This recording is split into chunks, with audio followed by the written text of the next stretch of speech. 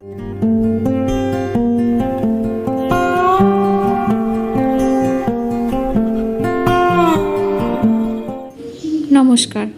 সকলকে সুতোপার গৃহকোণে স্বাগত। সকলে যে আমরা ভালো নেই তা আর বলার অপেক্ষা রাখে না।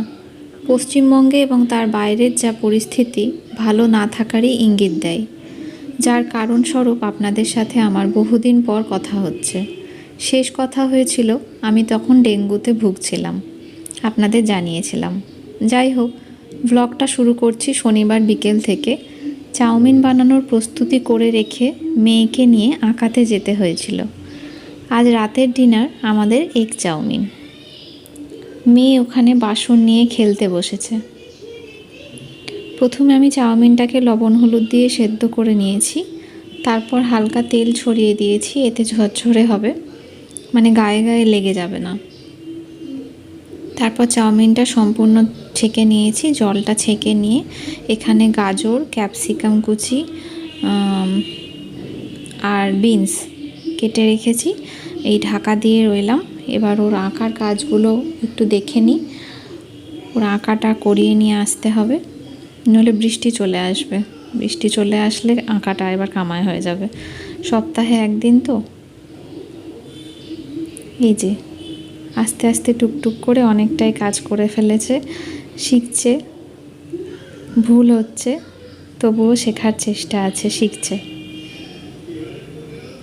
চলুন, আমরা এসে গেছি, এবার আমরা চাউমিনটা বানিয়ে ফেলি।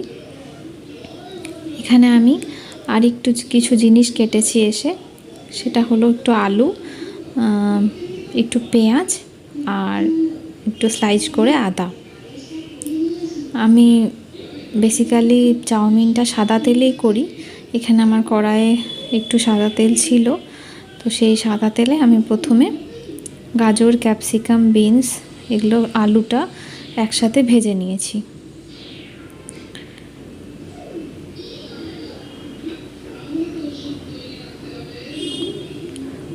এখানে লবণ আর গোলমরিচ গুঁড়ো দিয়ে ভেজে নিয়েছি। আমি এখানে কোনো হলুদ দিইনি।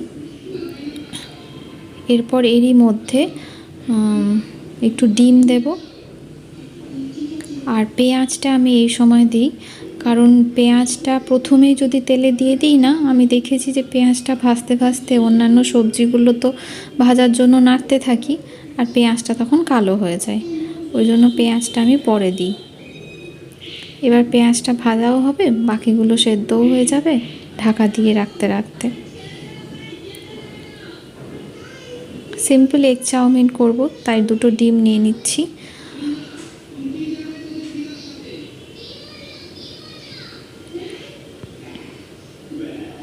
ডিম দুটো ডাইরেক্ট আমি সবজিগুলোর মধ্যে দিয়ে ভেজে নিয়েছি, আর আলাদা করে ভাজিনি। আমি এইভাবেই বানাই বাড়িতে বানালে। আর একটু লবণ দিয়েছি। ভালো করে নেড়ে চেড়ে একটু ঝরঝরে হয়ে এলে চাউমিনগুলো দিয়ে দেব, দিয়ে একসাথে সম্পূর্ণটা মিশিয়ে নেব। চাউমিনটা এখানে ঝুড়িতে যখন জলটা গেলেছি তখন বসে গেছে, তারপরে আবার আমি ঝেড়ে নিয়ে নিয়েছি। উপর থেকে একটু বিট লবণ ছড়িয়েছি। অনেকে এই জায়গাতেই সসটা দিয়ে মাখিয়ে নেন, কিন্তু আমি এই টাইমে সসটা দিই না। আমি একেবারে যখন প্লেটে নেব তখন সস নেব, আর ওপর থেকে এটা চাউমিনের যে মশলাটা থাকে সেই মশলাটা ছড়িয়ে দিলাম।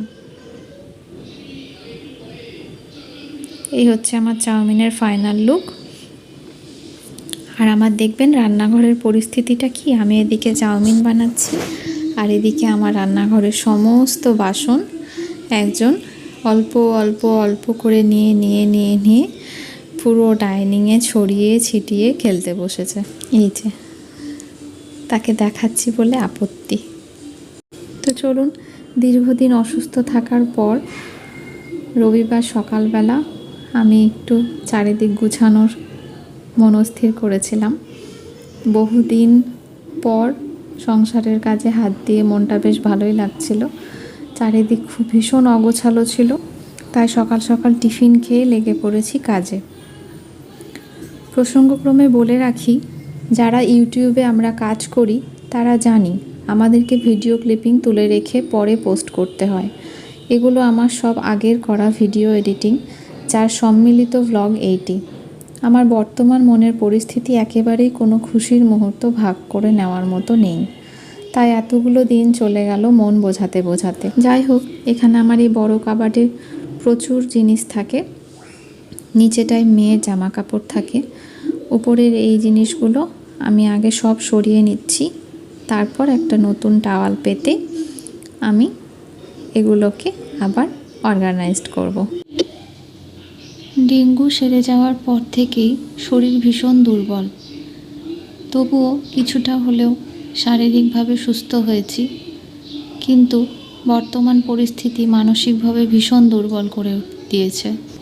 সব সময় খাচ্ছি দাচ্ছি ঘুমাচ্ছি, কিন্তু মনের মধ্যে একটাই তোলপাড় হচ্ছে, কখন আমরা বিচার পাবো। তো এখানে আমরা ওয়াশিং মেশিন চালিয়েছি। আপনারা যে যেখান থেকে দেখছেন তাদেরকে অসংখ্য ধন্যবাদ।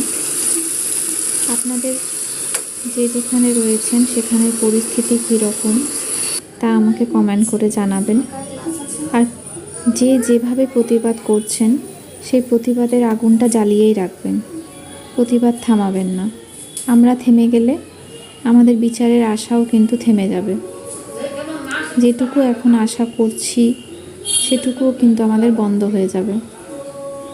তাই যে যেভাবে পারেন প্রতিবাদ করুন, একদিন আমরা নিশ্চয়ই বিচার পাব। তো আমার মোটামুটি গোছানো কমপ্লিট, এইভাবেও সাজানো ছিল। আমাদের বিয়ের ছবি নিচেরটা দেখেই বোঝা যাচ্ছে, আর ওপরের ছবিটা হচ্ছে আমরা যখন গ্যাংটকে যাই, আমাদের প্রথম হানিমুনের। তো মোটামুটি শোপিসগুলো ওপরে থাকে। জামা কাপড়গুলো এখন আর হলো না, কারণ স্নানের দেরি হয়ে যাচ্ছে, সবাই বকবে। এখানে আমার ওষুধের বক্স থাকে, আর এই হেডফোনগুলো আমি একটা বক্সে ঢুকিয়ে রেখে দেব। এখানে ডাবের জল দিয়ে গেল। তো চলুন, সুস্থ হওয়ার পর বহুদিন পর আজ একটু রান্নাঘরে ঢুকেছি, আপনাদের দেখাবো, শেয়ার করব কি কি রান্না করছি। এখানে ইলিশ মাছ এনেছে, এখানে মেশানো সবজি কাটা হয়েছে, শাশুড়ি কেটে রেখেছে। তো অনেক দিন পর আজকে একটু নিজে রান্না করব ভেবেছি। আর এখানে হচ্ছে ফ্রুট স্যালাড, যেটা বানাচ্ছে আমার কর্তামশাই। ডেঙ্গুর পর থেকে প্রায় ফলের ছড়াছড়ি বাড়িতে। তো যাই হোক, কিছুই খেতে ইচ্ছে করছিল না, কিন্তু ফলটা মোটামুটি খেয়ে পেট ভরাচ্ছিলাম, কারণ ভাত রুটি মুড়ি কোনোটাতে আমার রুচি ছিল না। তো যাই হোক, আমাকে এখানে ফ্রুট স্যালাড বানিয়ে দিচ্ছিল, ভীষণ সুন্দর বানায়। একেবারে খাওয়া শেষ করে রান্নাঘরে ঢুকতে গেলে অনেকটা সময় লেগে যাবে, তাই আমি রান্নাঘরে ঢুকে পড়েছি। এখানে মেশানো সবজি বসিয়ে কষা হয়ে গেছে। এখানে একটু নারকেল করে রেখেছি, নারকেল কোড়া দেব। আর ইলিশ মাছটা করব সর্ষে বাটা দিয়ে। এখানে আদা বাটা, জিরে গুঁড়ো, হলুদ গুঁড়ো, লবণ এই সব দিয়ে কষিয়েছি। আর এখানে হয়েছে কচুর ডগা আর আমড়া দিয়ে চাটনি, আমার শাশুড়ি করেছে, ভীষণ ভালো খেতে হয়েছে। আর আমি মেশানো সবজিটাকে এদিকে ট্রান্সফার করি, ওই কড়াটাও বসিয়ে দিয়েছি। মানে অনেকটাই সময় চলে গিয়েছে আমার ঘর গুছাতে গুছাতে, ওইদিকে কাপড় তো কাচতে, যার জন্য আর রান্নাও করব বলেছি আজকে, তাই জন্য দুটো কড়াই একসাথে বসিয়ে দিয়েছি। এখানে ইলিশ মাছটাও হয়ে গিয়েছে, জাস্ট স্নানটা বাকি। যারা আমার ব্লগটি নতুন এবং প্রথম দেখছেন তাদেরকে সাবস্ক্রাইব করার অনুরোধ রইল। তো পরের দিন সকালে ছিল স্বাধীনতা দিবসের পালন উৎসব মাম্মার স্কুলে। মাম্মা ঠিক এইরকমভাবে সেজেছিল। তারপর বাড়ি এসে ও ফ্ল্যাগ ড্রয়িং করছিল, ওর ভীষণ প্রিয় জিনিস ড্রয়িং। তো ও যখন যেরকমভাবে ড্রয়িং করতে চায় আমি ওকে দিই। জানি না আমরা স্বাধীনতা শুধুমাত্র আক্ষরিক অর্থেই থেকে যাবে কিনা, আমরা আসলেই ভারতবাসী কতটুকু স্বাধীন সত্যি আমি জানি না। বর্তমান পরিস্থিতি তো আরও ভাবাচ্ছে যে আমরা আদৌ স্বাধীনতা পেয়েছি কিনা। যাই হোক, আপনারা সকলে ভালো থাকবেন, চেষ্টা করবেন ভালো থাকার, আর প্রতিবাদের সুরটা বজায় রাখবেন। আজ এই পর্যন্তই। সকলে ভালো থাকবেন, সুস্থ থাকবেন। আর আগামী ব্লগটি অবশ্যই দেখবেন, কারণ আগামী ব্লগটিতে আসছে রাখি উৎসবের দারুণ একটা সুন্দর ব্লগ।